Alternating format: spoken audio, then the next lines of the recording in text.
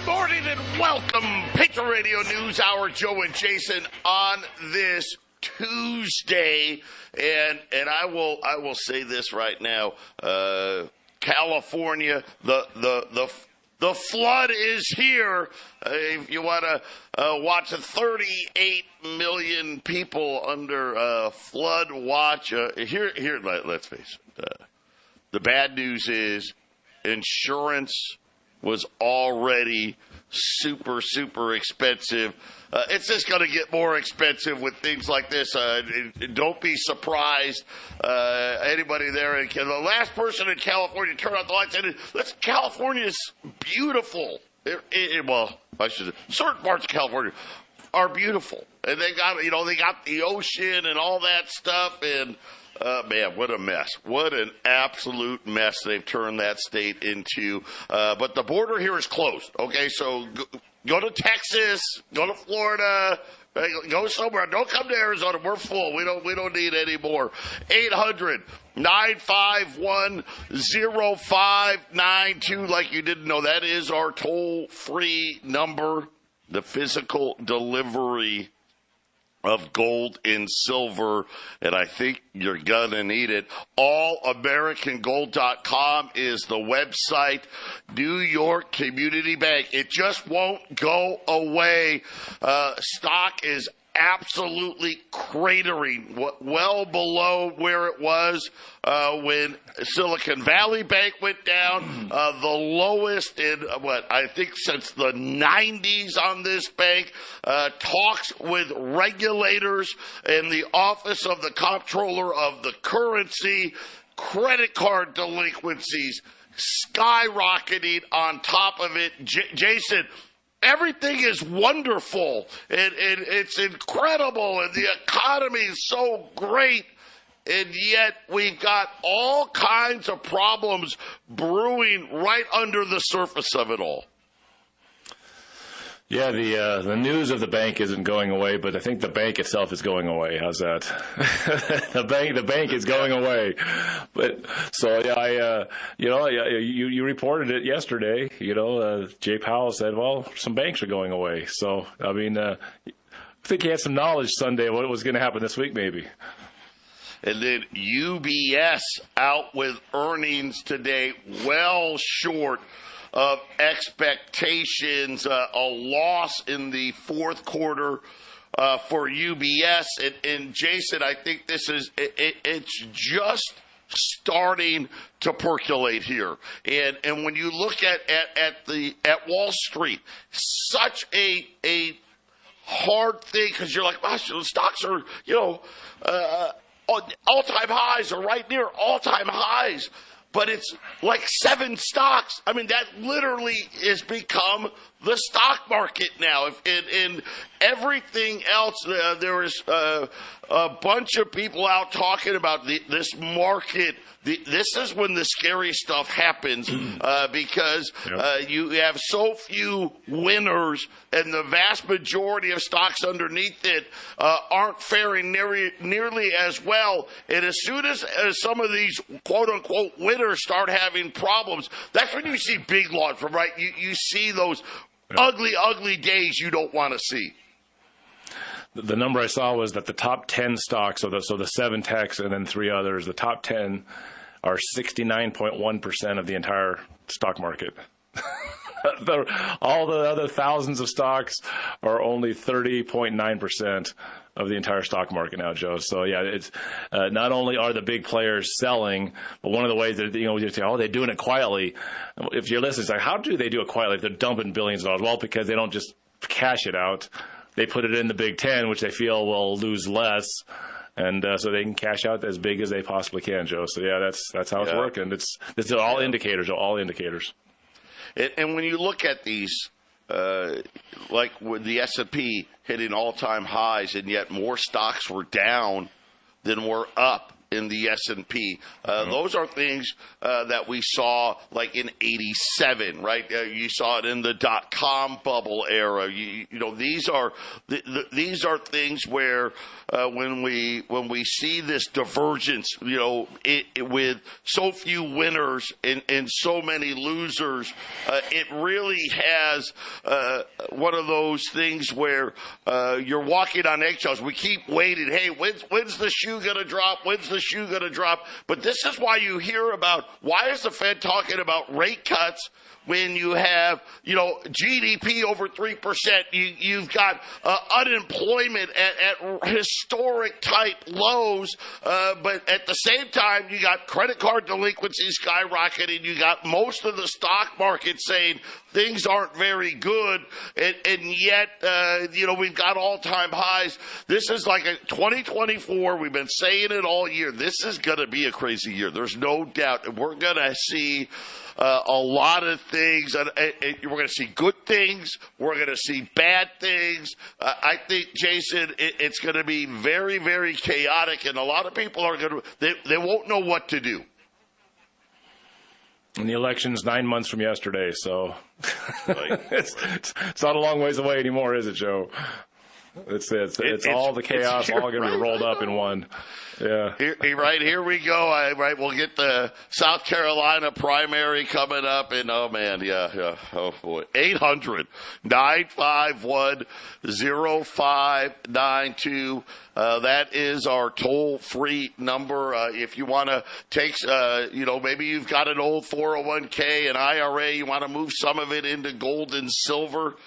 We do the gold and silver IRAs. It's the nice part about the IRAs is you control it. You can actually take physical delivery in the future if you so desire to do so. 800-951-0592. When we get back, what is going on in the banks and what can we expect? 800-951-0592. A quick look at the markets here. It's mixed. The Dow is higher. The S&P and the NASDAQ are lower. Gold's up 11. Silver's up 12 cents on silver, up 22.55 on silver. The 10-year note down. I think it's mostly on banking news here. 411. I mean, the 10-year note got to 417, 418 yesterday. Mortgage rates back up. Obviously, oil at up 22 cents right now. The dollar is weaker today. But Jason, we've talked a lot about, hey, it's going to be a crazy year. Being more diversified is going to help you. Check out our friends at YRefi, right? Up to 10.25% fixed rates of return. And I think we're entering a new era here. The next 10 years, I think, is going to be very, very difficult for the debt markets. And you know, that's your stocks, bonds. It's so overwhelming, the amount of debt that's been created, and now the bill is starting to come due, and the problem is how much more debt can the markets really take? And I think, Jason, we're going to see a much different stock market over the next 5 to 10 years, and YRefi is a great way to be diversified. It's not correlated to the stock market, right? Doesn't care about the Fed, doesn't care about any of that stuff. Check them out, investYRefi.com, or just call them at 888 YRefi 24. So New York Community Bank, I think we've got a much bigger problem unfolding here. The stock is down another 25% in the last 24 hours.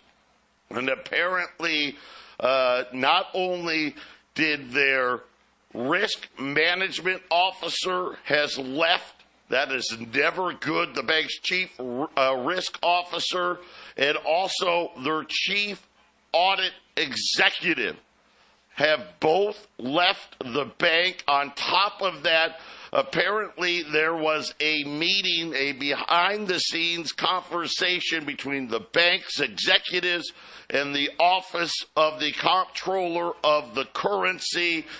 It's too early, Jason, to speculate, but it sure looks like this may be the first domino here that Jay Powell was talking about. New York Community Bank. Again, this is one of the banks over $100 billion in assets. It was the 34th largest bank.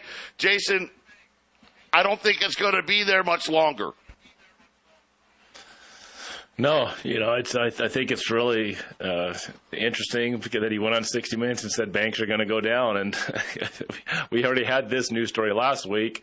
So I don't know. Is this some sort of damage control just to let people down easy? I'll go on the news on Sunday and let you know another one's going down, and so they can. I don't know. So that maybe the markets can digest it, I guess, and be okay with it. I mean, this kind of singing the markets to sleep about bank closures, that it's going to be okay. Let them go. It'll be okay. It'll be all right, right? And just let a few go here and a few go there. Is that kind of where we're headed as they try for their soft landing? I mean, it's not going to work if too many banks fall, right, Joe? There's going to be a run for the door, right? Sell it, sell. Yeah, it really interesting how they didn't want to focus on that line. Right, they wanted to focus in. All as you mainstream heard was about, well, when are they going to cut rates? When are they going to cut rates? Right, they didn't want to focus in on. And again, I don't recall Fed governors and Fed chiefs openly talking about, we're banks are going to close. Banks are going to go out of business. Banks are going to get merged out of business. We're going to have to shut banks down, and they want to pretend like it's not happening, right? And this is kind of the big problem. And, of course, let's face it, 90% of all the deposits are in the 10 biggest banks to begin with. But how much more do they have? The FDIC, especially the big five banks, they had to pay billions of dollars to the FDIC to get the fund back into the money that it allegedly tries to maintain. How many more times can the big banks start shelling out billions of dollars to keep the FDIC with money in the reverse repos getting ready to run out? I mean, we've already seen that they've said we're shutting down that facility, the bank facility, on March the 11th, and we're already seeing the discount window starting to grow.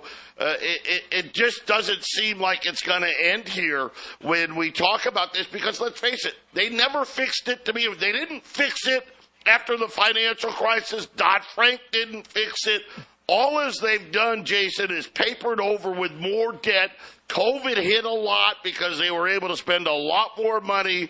And now what comes next, and unfortunately I think what comes next is all the weaker players are probably going to go under. The reverse repo didn't start emptying until about March and April of last year. I wonder if the reverse repo market is the cash to buy up bad bank assets category. I wonder if that's because there's a little bit there, and if we have some more bank closures, I'm guessing that's where that money's going to go, right? The buy up the bad bank assets reverse repo. Maybe that's what that is. I mean, that's their soft landing, so to speak, is to try to have a lot of extra cash for the bigger players to buy up the weaker, smaller players, but there's not a whole lot of money left there, so to speak. Joe. Well, think about it. You're so right. December 31st, 2022, so the last day of the year 2022, $2.5 trillion was in that reverse repo facility.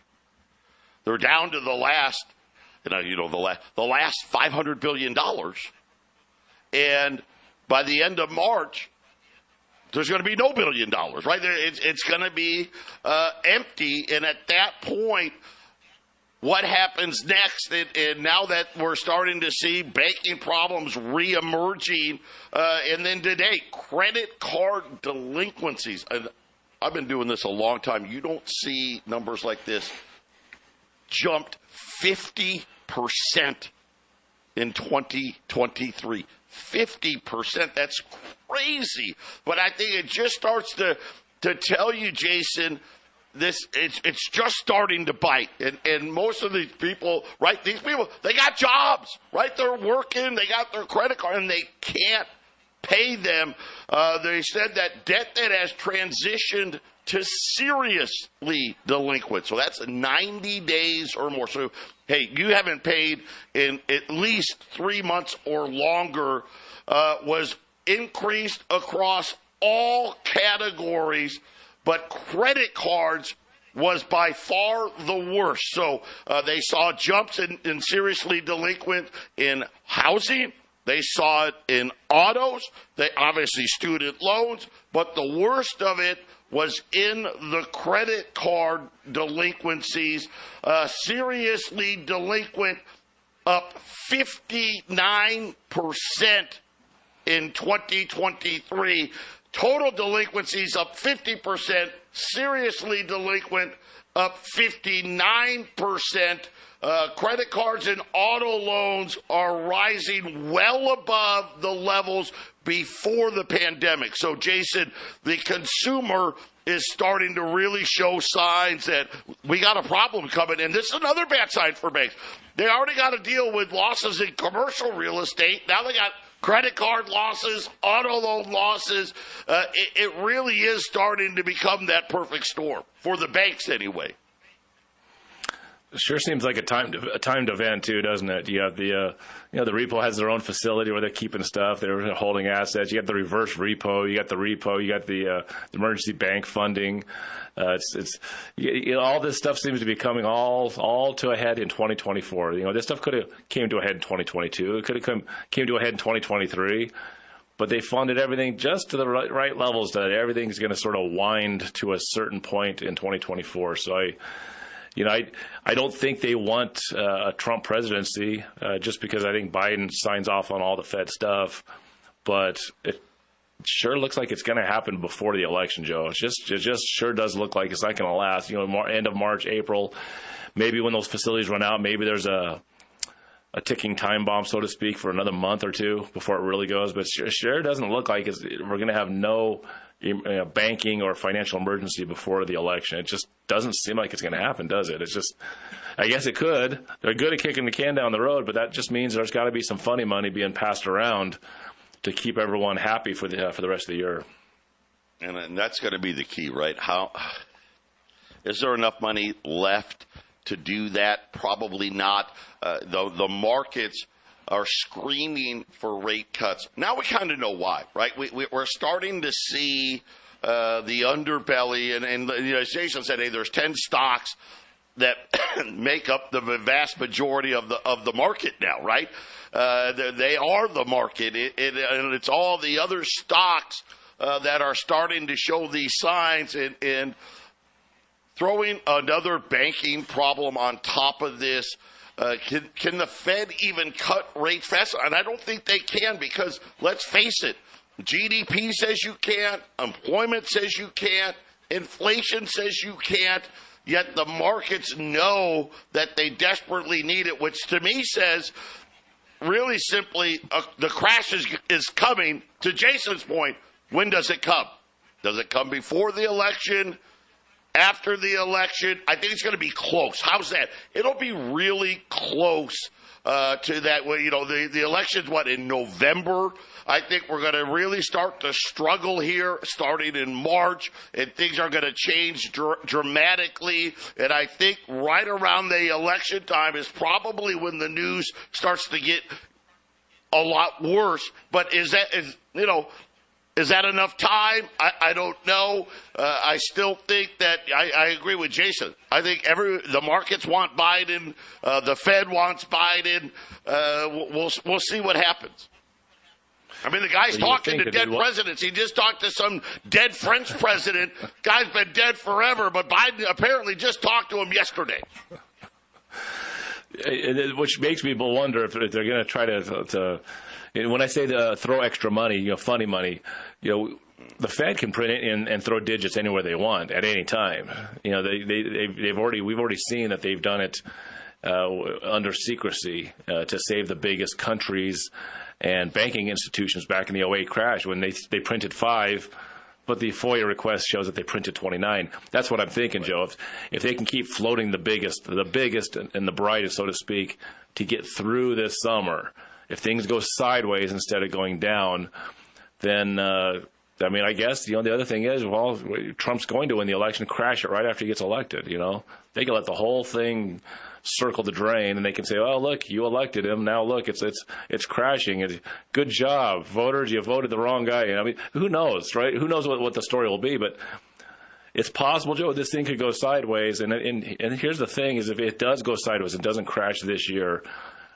Last chance opportunity to buy metals at these, I would say, really insanely low prices. It doesn't make sense.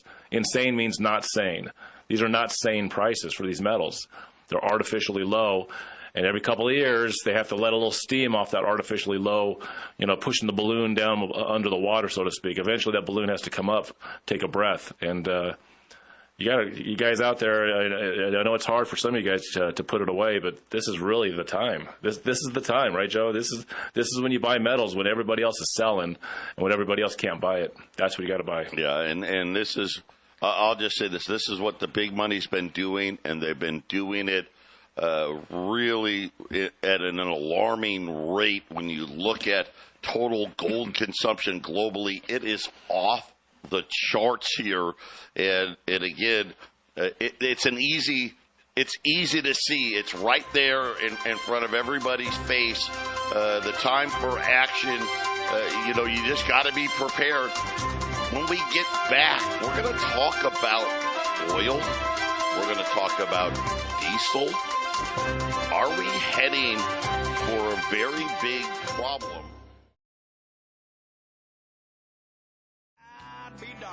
800-951-0592, Joe and Jason, Patriot Radio News Hour on this Tuesday.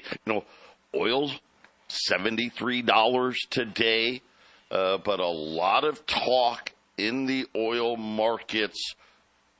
Supplies in Cushing, Oklahoma, at the lowest level since 2008 right now. Distillates, that's where your diesel and jet fuel, also well below the 5-year average, and now they're saying diesel price starting to rise. It's February already. Right? The spring is just around the corner. Prices, demand, right? Summer drive time. But Occidental, their CEO, was on CNBC yesterday in telling the world we're going to have an oil problem in 2025, saying that right now the oil market, it's oversupplied, it is temporary, saying that, hey, we don't have new oil. The industry as a whole, and let's face it, right? Part of it. Remember the banks for a while? Oh no, we don't want to finance oil companies, and of course the Democrats they don't want to drill for oil. And the Occidental CEO says, "Hey, guess what, guys? We haven't replaced enough of this oil. We haven't found enough oil, and before 2025 is over, the markets are going to be out of balance in the wrong direction." Right now, the market, right, there's more oil than what the market needs. In 2025, the CEO of Occidental says, Jason, it's going to be the exact opposite problem. There's not going to be enough oil for the markets.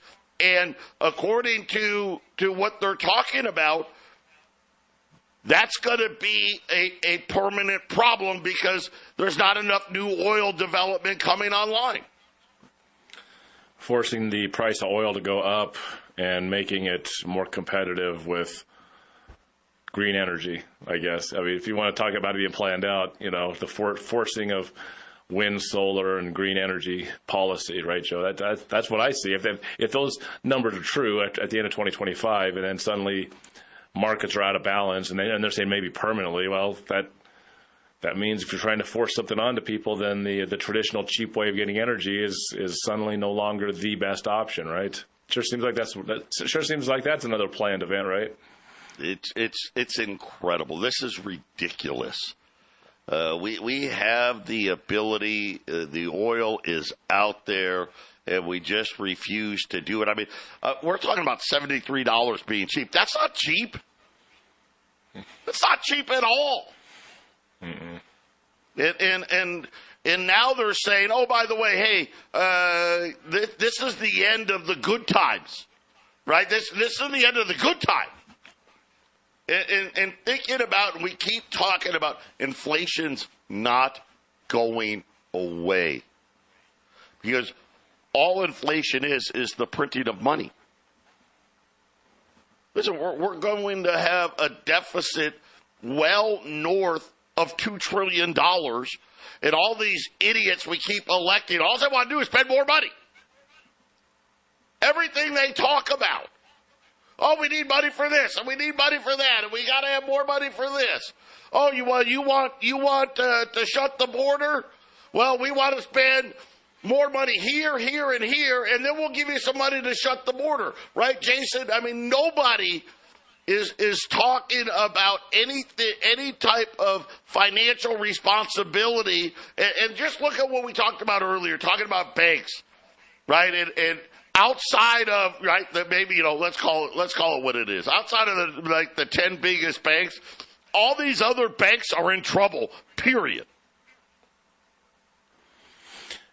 All they have to do, because money is not wealth, money, our money system is debt. It's a slave system. So if really these politicians understood it, they'd say, pump that oil, pump so much oil that it's coming out our ears, and then everything gets cheaper. If they really wanted to make their money stretch and have more money, all you have to do is make more oil. That's exactly right. what if they want to spend more, make more oil, grow the economy. If you want to ruin an economy, you want to ruin productive citizenry, make energy unaffordable, and you will ruin it. And that's exactly what's going to happen. Right? And they talk about, oh, inflation's getting near our 2% target. My ass. It's not getting to the some fake target? Right? Some fake number that somehow, oh my gosh, we're so smart. We went to Harvard and Yale and Stanford, and we went to the Ivy League. We're the smartest people around. And we can use our logic to come up with some fake number that says inflation is somewhat close to our target. It's absolute nonsense. It is just absolute nonsense. I paid $3.39 for gas yesterday. That's ridiculous. That's a ridiculous price. It could be literally $1. Right now, it could be $1, but our government has decided they don't want us to pay $1. Right? I mean, you sit there, McDonald's just had earnings yesterday, right? They missed, and yet they're talking about, oh, we're trying to be affordable. And you know what the CEO said yesterday? I got good news for you. We're focusing on affordability. We're going to raise prices less this year than we did last year. But, Jason, what does that mean? That means prices are still going higher. Remember, we were listening to that Don Fletcher video yesterday, and he said several times, if you want to make economics complicated, just tack on a few extra years of college education. Remember that? It takes many years of college education to make economics very confusing, and they've done a good job of it, right? This is simple for all of you to understand. It's economics 101, right? Supply and demand. The supply of money, of dollars, is out of control. And at the same time, demand keeps falling. I mean, nobody except us that I've heard of has even talked about how Iraq now says, we don't want dollars anymore. We don't want dollars for oil either now. And this continues to happen. And we can pretend it's not. And you can get the dollar's still number one. Yes, it is. It's still number one. But guess what? The amount of number one keeps falling. Well, it was 70%. It was 65%. Now it's 60%. Well, now it's 55%, right? The demand isn't there, and the supply is overwhelming. Patriot Radio News Hour. We'll be back right after the break.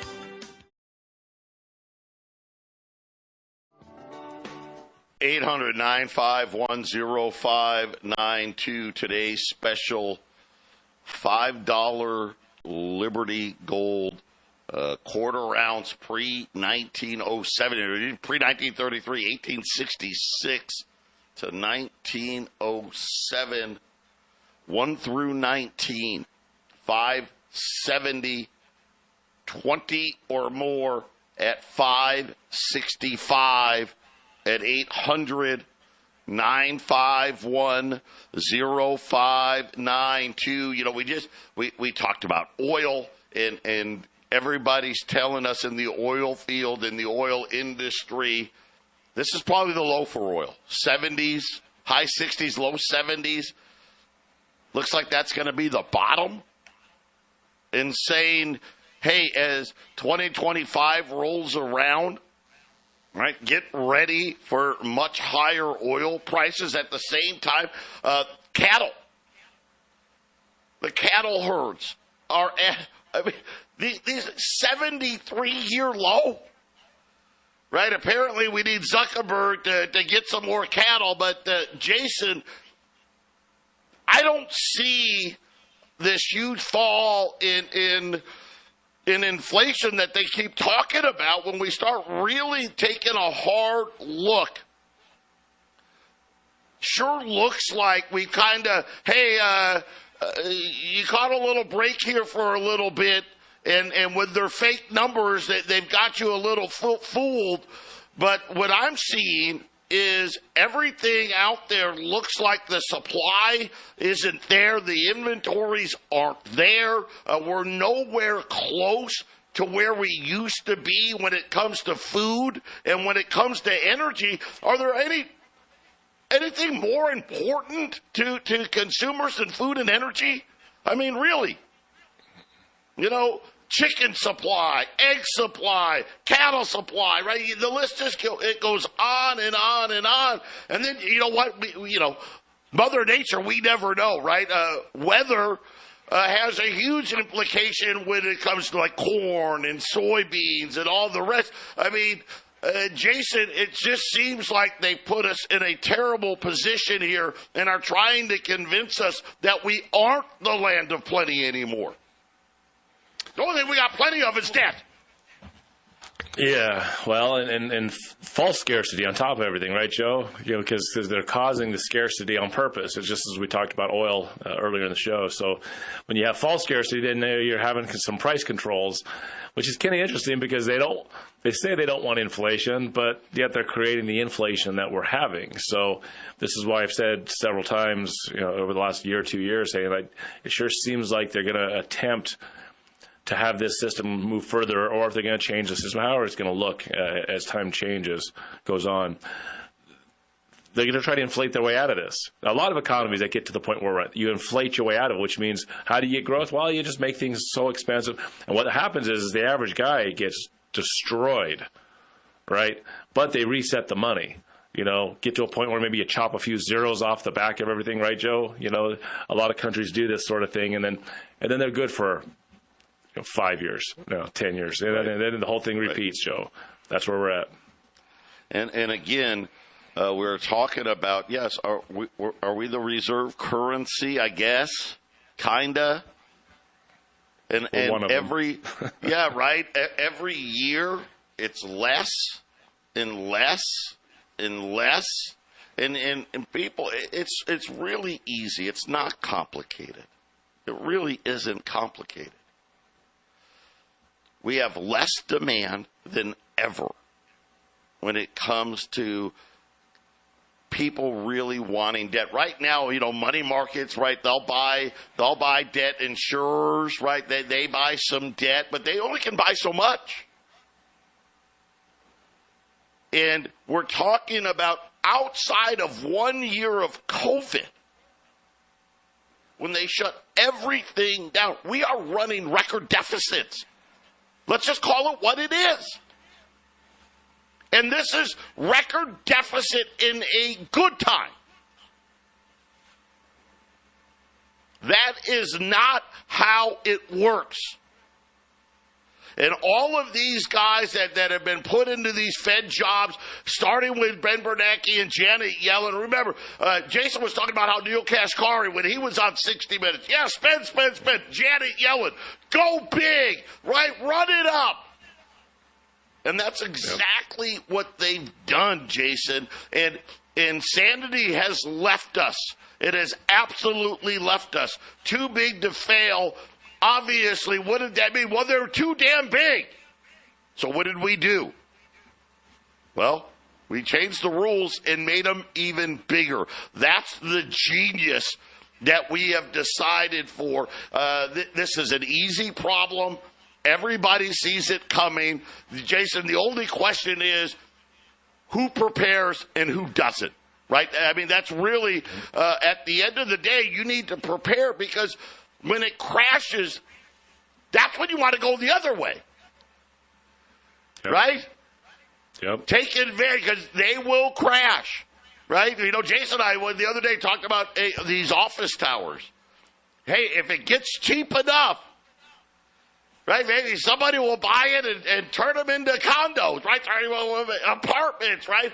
But it's got to get cheap enough. And that's the whole thing.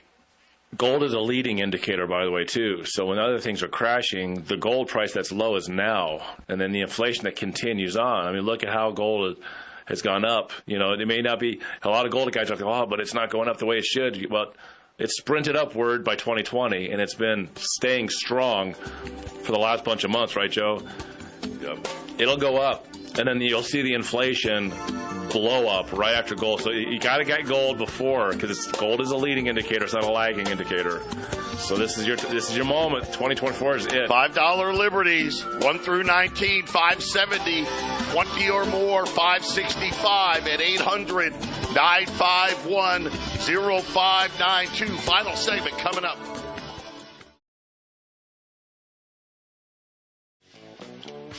$800-951-0592. Joe and Jason, final segment today. $5 Liberties, 1 through 19, 570, 20 or more, 565 at 800-951-0592. Get that money out of the bank. And big credit to the Martins Wall Street on Parade, because I always learn so much from them.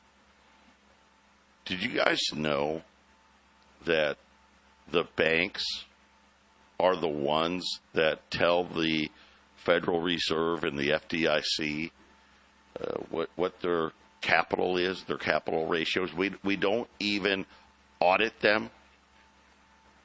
So now all of a sudden, of course, this makes total sense. No wonder why they didn't see Silicon Valley Bank happening. No wonder why they didn't see New York Community Bank or any of these banks happening. Because, Jason, they allow the banks to report it themselves and then actually don't do anything. There's not even an audit, nothing.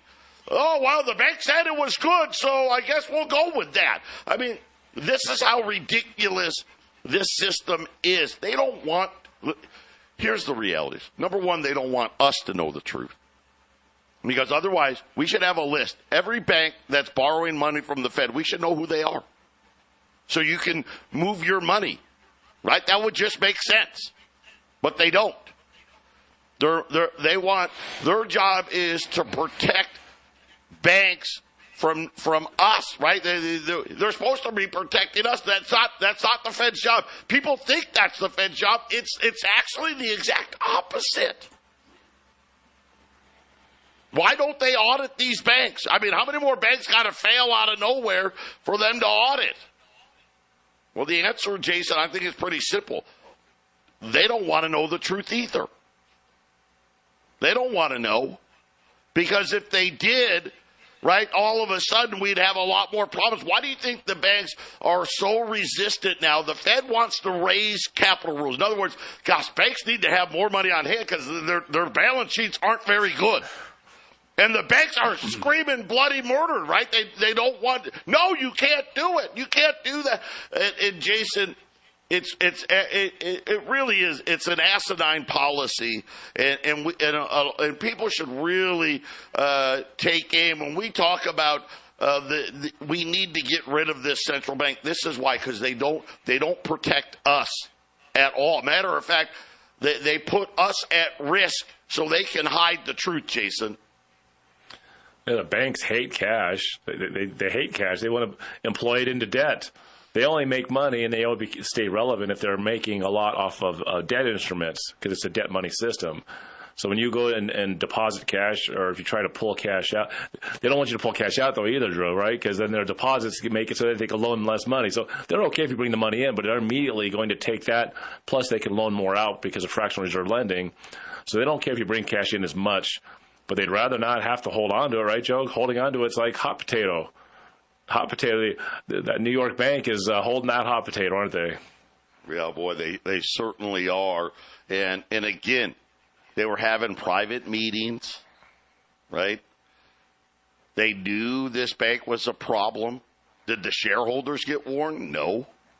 Did they tell you that the risk manager leaves? The audit manager leaves, right? I mean, what does that tell you?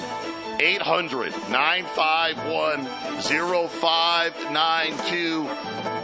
$5 liberties, 1 through 19, 570, 20 or more, 565. Jason and I, we're coming right back with the Half Empty Cup.